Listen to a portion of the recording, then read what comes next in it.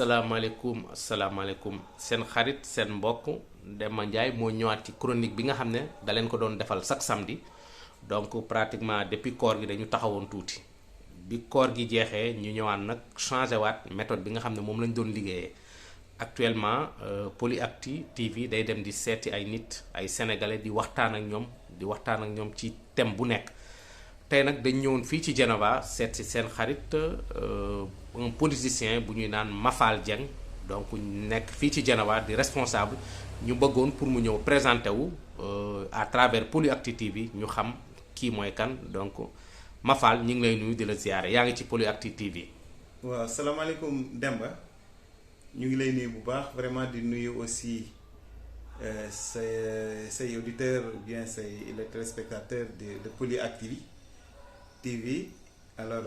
ñun Mafal Dieng lañ tudd comme ni nga ko waxee nekk un responsable politique du parti Rewmi nekk aussi le commissaire politique de Rewmi Italie di yëngu fii ci Genoa alors bokk aussi nekk responsable ci Benno Bokk Yaakaar bi nga xamante ni bii suñu leader suñu parti mi ngi ci di accompagner le président de la République son excellence monsieur Macky Sall. kon ci présentation bu gàtt daal Demba ñun loolu mooy suñu responsabilité yi ñu am au sein de Rewmi ak dans la mouvance présidentielle qui est le Benno Bokk Yaakaar. merci Mafal mais Mafal xam naa dañuy dem ci sujet bi directement li nga xam ne moo lëmbee Sénégal donc nit ñi nekk di ci wax muy problème bi nga xam ne Yewwi am na ko. ba ñii naan dina bokk ñii naan du bokk mu nekk loo xam ne daal lu xaw a yéeme la loo xam ne version bu nekk di nga ko dégg ñu bëggoon nag yow nga wax ci lan nga ci xalaat ak lan nga ci gis noo ko gisee daal. waaw Demba waaw mu nekk situation boo xamante ni bii vraiment alors politicien wala képp ko mën di doon rek doomu aadama wurul yéene moroomu doomu aadamaam lu dul jàmm. parce que ñoom je pense que seen coalition bi dañ ko tuddee Yewwi Askan Wi mais d'après li ñu doxal ak li ñu def mën nañ ko tuddee maintenant la coalition yeew seen bopp parce que actuellement nii problème bi li muy xumb ak li muy garaaw coow li bari na mais boo luxmbatee problème bi ba ci biir ñoom ñoo dugal seen bopp ci kàmb goo xamante ni bii mënuñu caa génn. parce que ay élection mënut a ñàkk ci am réew élection nag pour li ñuy wax démocratie mooy y a le pouvoir y a aussi l'opposition le pouvoir à la kulli alin ci bépp pays bu manti doon moom mooy organiser élection yi mais élection yooyu ñuy organiser dafa am ay li ñuy wax terme de référence wala ay loi wala ay règlement yoo xamante ni bii ñoo ko régir nan la nit di bokkee ak lan nga war a indi comme ay kayit wala lan nga war a indi comme document wala lan nga war a compléter comme document pour mën a bokk ci élection yi ñoom nag par rapport ak loi yi dañ ko respecté wul règlement yi dañ ko respecté wul loolu moo indi coow li te coow li ñoom rek ngay dégg ñuy wax kon donc problème bi bu fekkente ne bii problème am na ci dëgg ci préparation élection yi par rapport ak dépôt de liste yi. moi je pense que waa yeewu seen bopp ñoom lañ ko war a laaj Demba. waaw mais foofu boo gisee Barthélémy Diaz moom wax na mook Déthié Fall nee nañ liste yi dañ ko falsifié ci biir. donc direction générale des élections donc pratiquement fa lañ falsifié affaire bi nee nañ dañ ko falsifié mais Cheikh Bara Dolly génnaan na moom tamit démentir leen donc mu nekk lu xaw a yéeme daal. waaw boo xoolee Demba. loolu dafay dellusiwaat rek léegi si li ma la doon wax léegi waaw parce que ñoom ñooy wax ñoom ñooy weddi parce que ñaari wax yu Déthié Fall ak yu Barthélémy bokkul Cheikh Bara Dolly dafa xam ni dañuy jëm ci complot mu teel a génn wax ni situation bi lépp lu ci mën di am ñun ñoo suñu responsabilité la mais du responsabilité état du responsabilité kiy organiser élection yi du responsabilité commission bi nga xamante ni bii ñoom ñooy recevoir les listes donc ñoom ñooy def ay erreur ba pare bëgg koo féetale état bi wala bëgg koo féetale l'organisateur de ces élections là donc donc gis nga tey wane nañ benn vidéo boo xamante ni bii ki Barthélemy waxoon ni ñun xamuñu ko il n'est pas mandataire Déthié Fall mooy mandataire bi ak yooyu mais gis nañ ni kooku moo Déthié Fall ñoo ànd déposer les listes ñoo Déthié Fall ñoo ànd aussi génnaat déclaration bi Déthié Fall doon def baaji mu ngi taxaw ba Déthié Fall sax doon na ko cité ni Saliou Sarr ngi nii sama wet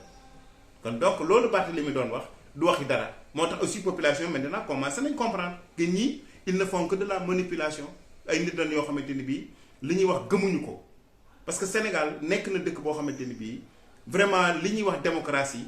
am na fa parce que ñu ngi organiser ay élections normales ñu ngi organiser ay élections régulières nit ñaa ngi ciy dem ñoom tey Barthélemy bu fekkente ne bii loolu muy wax noonu am na Barthélemy du mus a nekk maire de Dakar Sonko du mus a nekk maire keneen noonu Thiès ak ñu fa nekk maire aussi ils sont de l'opposition ils sont de cette coalition là kon donc yooyu ñuy wax noonu nekkul ay wax yoo xamante ni bii wax yu nit ñi war a sax gëm la nekkul ay wax yoo xamante ni wax yu dëgër mais Cheikh Bara Dolly est-ce que du li mu génn PDS li nga xam ne arrangé wu ko fi ñu ko teg est-ce que du looloo tax muy wax yi fekk lii amul. est-ce que du loolu. mais Demba moi je pense que actuellement nii daf cee fi ñu doon nii dañoo war a wax nag askan bi dëgg waaw parce que am na foo xamante ni bii boo fa xasee ba toll ci niveau de responsabilité moi je pense que du Cheikh Bara Dolly moo njëkk a wax. mais après dégg nga Guirassy kan moo ko gën a crédible dégg nga Cheikh Bamba Dièye kan moo ko gën a crédible ah dégg nga ñeneen la dame la ki nekkoon l'ex-ministre ay temps Abdoulaye Wade dégg nga ko elle est sortie elle a fait une déclaration Serigne Moustapha Djamil son parti a fait des déclarations kon donc nekk Cheikh Bara Dolly dafa joxe kii flèche bi mais après par la suite am na ñeneen ay responsables yoo xamante ne bii qui sont dans le Benno Bokk Yaakaar ñu génn wax donc problème bi ñoom ñoo am problème mais pas l'organisateur en tant que tel de ces élections là. waaw mais bu ñu demee ñu ne élection législative ñu dem ñu ne en tant que parti bi nga xam ne coalition bi nga xam ne mooy numéro 2. ñu organiser lu mel ni élection législative. te parti boobu amuñu représentant Dakar bokkuñu Dakar est-ce que loolu du xaw a xajamal élection yi est-ce que du nekk lu ñaaw. non Dakar rek du Sénégal Demba parce que moi je pense que ñoom dañoo xooluñu population bi xooluñu avantage yi mais ñoom dañoo xool seen intérêt bopp la ñu xool te aussi li ma lay wax foofu mooy xëy na peut-être ñoom dañoo teel a yuuxu parce que xam nañ fa ñu jëm parce que dégg nga gars yi nee na ñoom xamoon nañ ko xamoon nañ ni liste bii ñuy déposé nii du jàll ñoom il le savait dégg nga Cheikh Bara Dolly wax na ko nee na Khalifa Sall xam na ko Déthié Fall xam na ko Barthélémy Dias xam na li nekk ci problème liste yi que bu ñu ko déposé dañ koy rejeté maintenant le 17 muy lundi liste yi dinañ génn officiellement dinañ ko génne mais ba léegi nii am rejet man déggaguma ko ñoom ñooy wax mais ba léegi nii l'organisateur de ces élections déggaguñ ko mu wax ñoom kay ñooy wax naan dañ ñuy rejeté mais ñoom xam na li tax ñuy wax loolu mais je pense que fii ak lundi li ci des bariwul tey suba le dimanche lundi la liste yi di génn nañ xaar ba lundi ñu xool officiellement ndax est-ce que réellement dañ leen a recalé wala dañ leen di foreclose. waaw mais bu ñu dellu si waatee ci ginnaaw tuuti. Ablaye Wade am na lu mu fi waxoon. c'est-à-dire ne dafa bëgg libéraux yi. pour ñu gouverner bu pratiquement 50 ans donc ci kanam. est-ce que boo gisee le fait que wàllu ñëwaat ànd ak ñoom. ba pare est-ce que joué wuñ le jeu c'est-à-dire pour xajamal affaire yi pour Macky Sall gën a mën a demaat ci kanam a kanam parce que boo xoolee. ñi ngi wax diggante Lamine Thiam ak Khalifa. donc ñoom xamoon nañ loolu doon nañ xëccoo kii naan dugalal góor kii naan jigéen nga war a dugal. mais est-ce que du li Ablaye Wade waxoon Ablaye Wade moo joué waat le jeu pour dugg foofu pour xajamal foofu.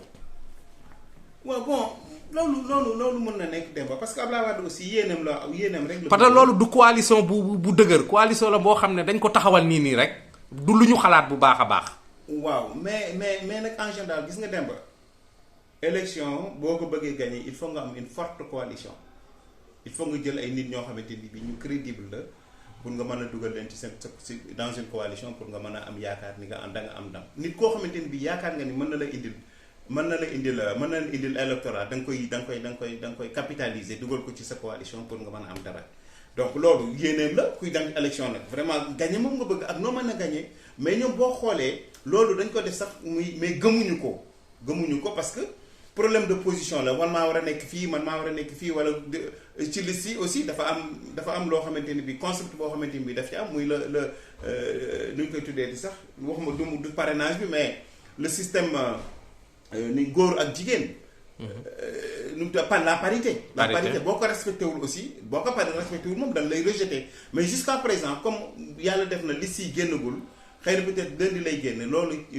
lu ci bari lundi lañ koy mën a xam ndax effectivement rejeté nañ leen wala mun nañoo dem cour te bu leen rejeté aussi am nañ possibilité de recours mën nañ dem conseil constitutionnel pour ñu casser les décisions yi nga xamante ni bii arrêté bi nga xamante ni bii ministre bi dana ko jël pour valider les listes là. Donc moi je pense que comme foofu ne àggaguñu fa je pense que jarul yuuxu jarul parce que bu fekkente ne bi ñoom nag dañoo xam ni dañ leen di rejeter yooyu seen affaire yooyu ñuy def ma affaire manipulation ak ñàkk a wax population bi lu dul dëgg dañ ciy profiter parce que politique la ñuy def aussi. léegi noo gisee Barthélémy Dias réaction bi ma am foofu ci kanamu policiers yi noo ko gisee. non en tant que responsable. non en tant que ku bëgg a jiite Sénégal tamit. heureusement que jéggulu na. parce que moom xam na ni li mu def jaaduwul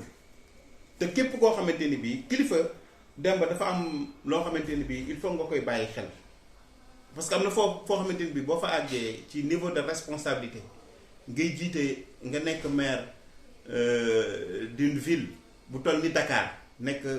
capitalu Sénégal dafa war a am comportement citoyen comportement de responsabilité comportement boo xamante ni bii da nga ko war a amee. mais bu fekkente ni bii da ngay teel a enflammé wu da ngay lu ñëw yóbbu la moi je pense que sa responsabilité des na wala xamoo luñ la jox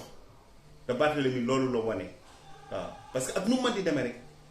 policiers yi nekk luñ fi kenn Macky Sall dafay fi la leen fekk buy dem bu ëllëgee aussi fi la leen di bàyyi donc ñooñu